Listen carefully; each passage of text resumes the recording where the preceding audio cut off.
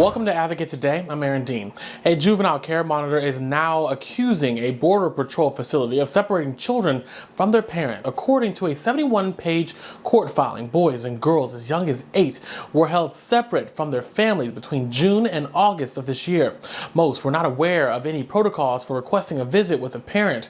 The independent monitoring is part of a settlement agreement from a lawsuit back in the 1980s. The Border Patrol blames overcrowding for the separation. It also says children younger than 8 were not separated from parents. Texas Attorney General is back at work after being acquitted on all 16 articles of impeachment. Only 2 Republicans voted to impeach Paxton, who is also a Republican, which is well short of the 21 votes needed.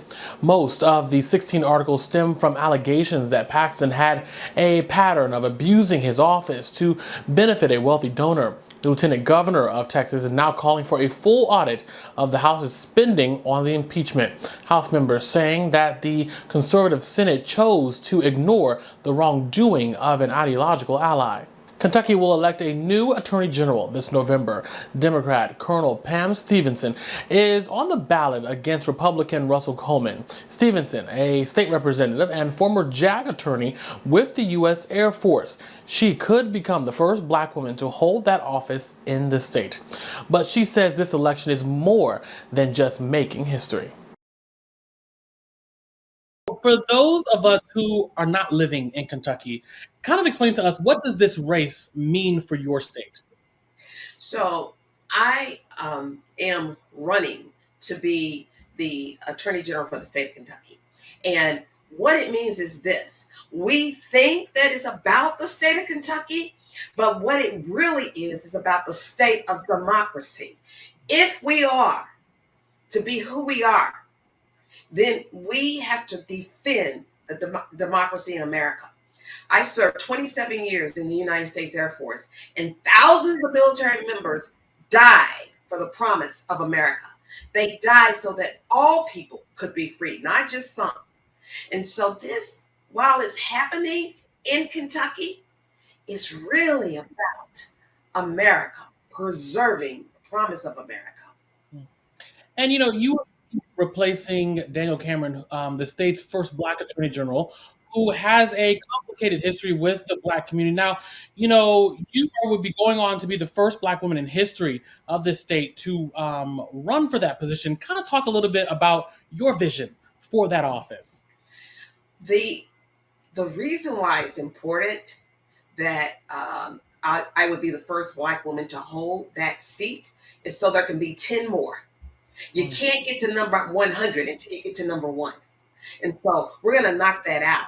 And the other reason why it's critically important is that office of Attorney General belongs to the people. She is the people's lawyer. And what we have to do is take the politics out and put back in a concern and care for Kentuckians. I have a vision that every family thrives, that every Kentuckian gets what they need from the government to lead the life that God would have them lead. And I say God because I'm an ordained minister, and I believe that we have a purpose for such a time as this. And looking at on day one, if you were to win, what do you feel like you were going to do to reverse what Cameron has done in office? Well, there are a lot of things going on in the Office of Attorney General. Internally, they are being sued with staffing issues, sexual harassment. And externally, they're not taking care of the Commonwealth attorneys and the county attorneys, what they need. And then finally, they're not taking care of communities, not dealing with issues that impact families. So the first thing we're going to do is listen. The drug epidemic, we have 120 counties in Kentucky. And the drug epidemic, for example, impacts each one of them differently. I don't know if I don't live there. So I've got to go to the counties and listen to the police officers, listen to the county judges and the Commonwealth attorneys. I've got to listen to the people. And you tell me what it is you need to get everybody back on track. And once we get that wealth of information from the people, since we are a government for the people, by the people, to serve the people, they get to tell us what it is they need to live this life. So I'm going to listen. And then I'm going to fashion together a plan a strategy so that we all can work together and move Kentucky forward. And we talked about, like you just said, those first few days, but what about the first 90? By that first 90 days, what do you hope to have solidified in place? What are those issues Kentuckians are worried about the most? Well, one of the three issues that I know right off the bat that people are worried about, everybody wants to live in a safe community.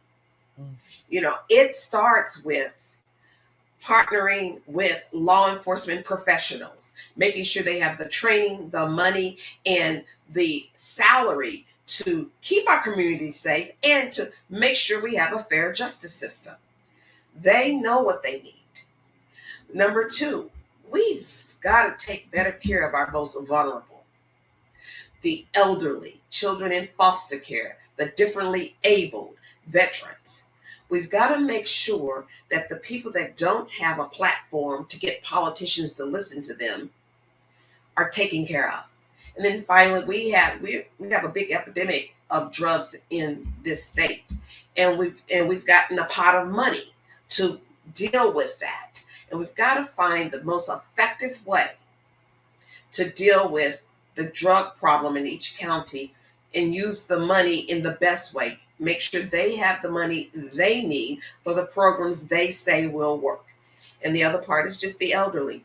Elderly against the fraud against the elderly is $1 billion business. We should be standing on the rest of their life should be the best of their life because they got us where we are today. And instead, we allow anybody to open up a nursing home, a care facility. We don't make it easy for them to participate in life at whatever age they might be. So we're going to start looking at those things.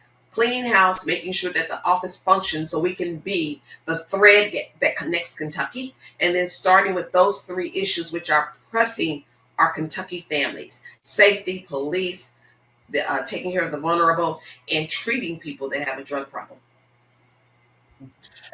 As we've been seeing across the country, state houses are seeing a large number of anti-LGBTQ and anti-Black bills being passed.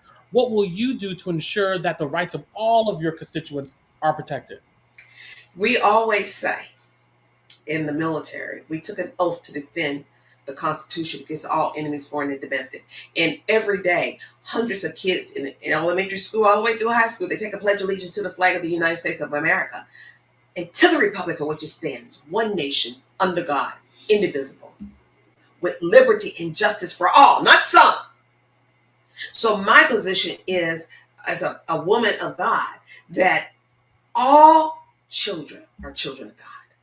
And everybody that needs to have what they need to have their life work. I don't think we should be legislating hate. And you also mentioned policing. In 2020, we saw the murder of Breonna Taylor. What should be done to prevent another Breonna Taylor situation? What's being done in Kentucky right now in response to that? Unfortunately, the Department of Justice had to come into Kentucky and do what we could have done for ourselves. So the good news is we can take that model and build something that will outlast all of us, where the system is fair and that police officers are trained and have what they need to keep us safe, and that families have what they need so that they can have the mental health treatment, the food, clothing, jobs. And when we do that, then and the professionals, law enforcement professionals, build up trust. And that's what's going to have to happen. We have to build up trust in the community. Then we can thrive. We can't build a house on a weak foundation. Thanks so much for watching Advocate Today. Download the app in the Apple or Google Play Store to stream us live. And you can even subscribe to our YouTube channel. For the Advocate channel, I'm Aaron Dean.